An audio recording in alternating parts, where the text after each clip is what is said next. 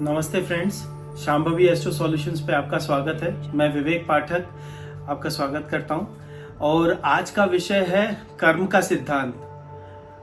ये बहुत ही इम्पोर्टेंट विषय है क्योंकि कुंडली देखने पर जो भी समस्याएं आती हैं उनका क्या उपाय संभव है वो इस कर्म के सिद्धांत से डायरेक्टली रिलेटेड है। तो मेरा आपसे निवेदन है कि आप इसे पूरा देखें, तब अपने इस पे विचार व्यक्त करें।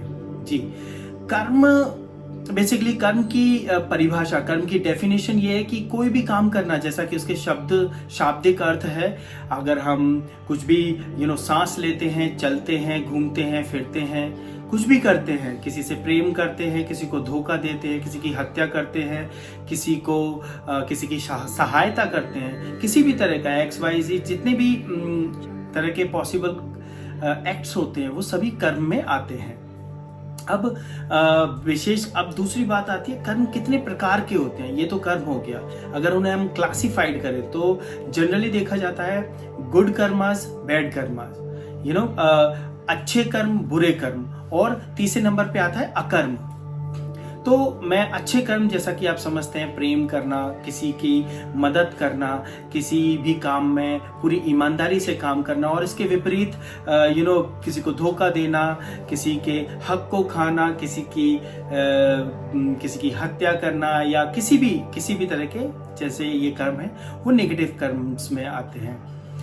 कर्म के बारे में एक सबसे बड़ी भ्रांति ये है कि लोगों को लगता है कि अगर वो कोई पॉजिटिव कर्म करेंगे तो और कुछ नेगेटिव कर्म करेंगे तो दोनों को सेट ऑफ कर सकते हैं। जैसे कि फॉर एग्जांपल कोई अगर किसी गलत तरीके से धन कमा लेता है तो उसे ये लगता है कि अब मैंने धन कमा लिया है और मैं उसको दान कर दूंगा, कुछ लोगों को, कुछ जरूरतमंदों को दान कर दूंगा, मंदिर में जाके पूजा कर लूंगा। नहीं, इवन इफ आप उस गलत तरीके से कमाए गए धन को अगर सही जरूरतमंदों को भी दे दें तो भी वो सेट ऑफ नहीं होगा।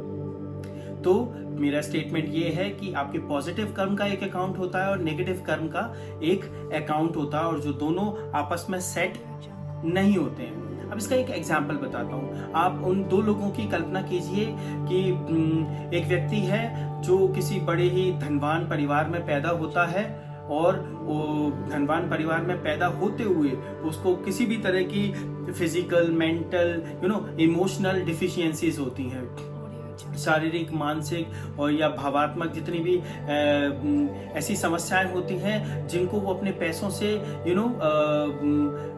उसको सुधार नहीं सकता है। तो ऐसे हमारे पास कई एग्जाम्पल्स हैं जिसमें आपके पास सुविधाएं तो बहुत हैं, जन्म से ही आपके पास सुविधाएं हैं, आप उनका बहुत उपभोग कर सकते हैं। फॉर एग्जाम्पल, अगर आप से शारीरिक रूप से कमजोर हैं तो आप कितना भी धन खर्च कर लें, कितने भी अच्छे कपड़े पहन लें, कितनी भी अच्छी गाड़ी या मकान बना लें, बट अगर आपके शरीर की जो कमजोरी है वो कमजोरी दिखेगी।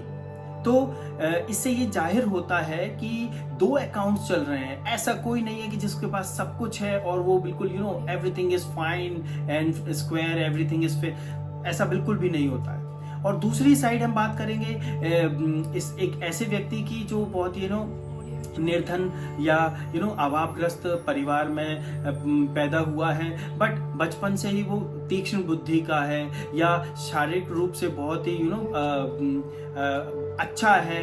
तो आगे चल के देखा जाता है कि उसके पास सुविधाएं नहीं होती लेकिन फिर भी वो बहुत नाम कमा लेता है। बहुत सारे एग्जाम्पल्स हैं। आप अगर रिसेंटली मैं बात करूं तो हिमा दास जी का नाम लूंगा।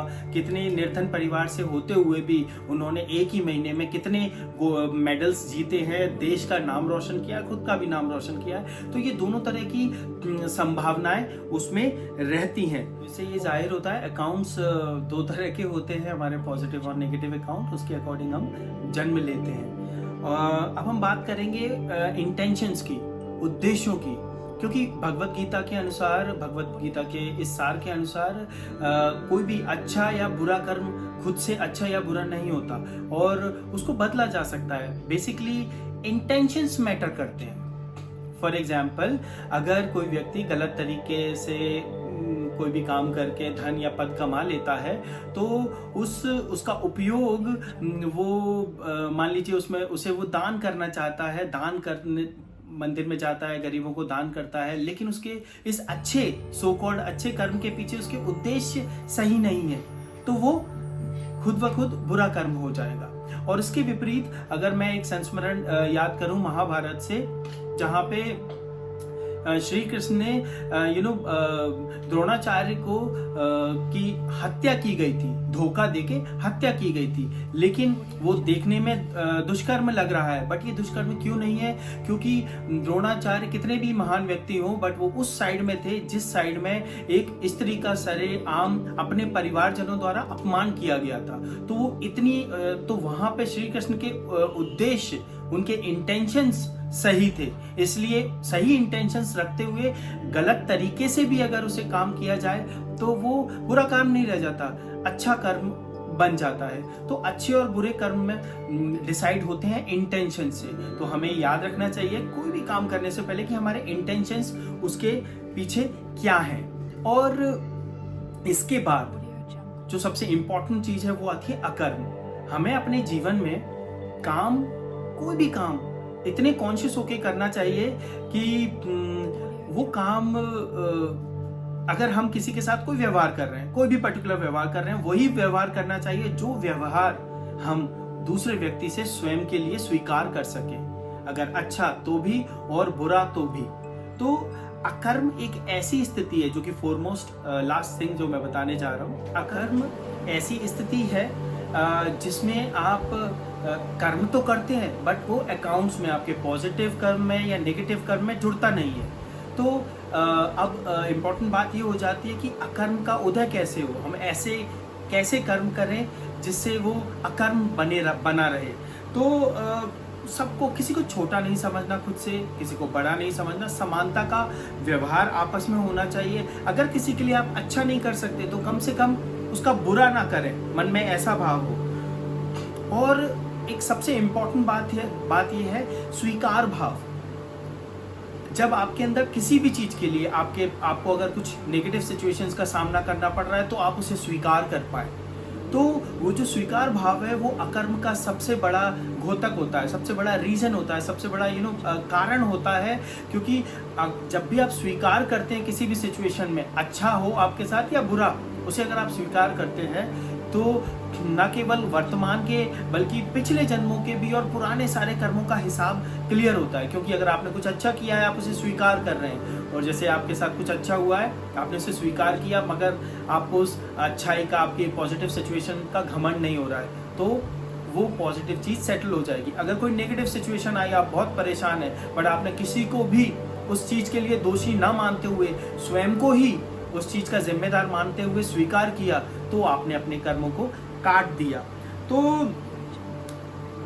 इंपॉर्टेंट बात एक और ये हो जाती है, अगर मैं एक लाइन में कहूं, अगर आप समृद्ध बने हुए हैं तो बांटना सीखें, अगर आप दरिद्रता में हैं तो स्वीकार भाव रखें।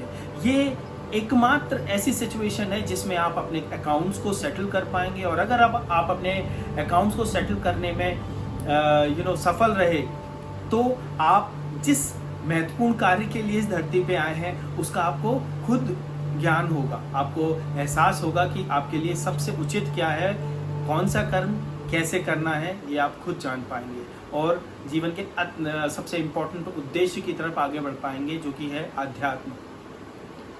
वो जो है उससे मिल पाएंगे, एक स्वरूप हो पाएंगे।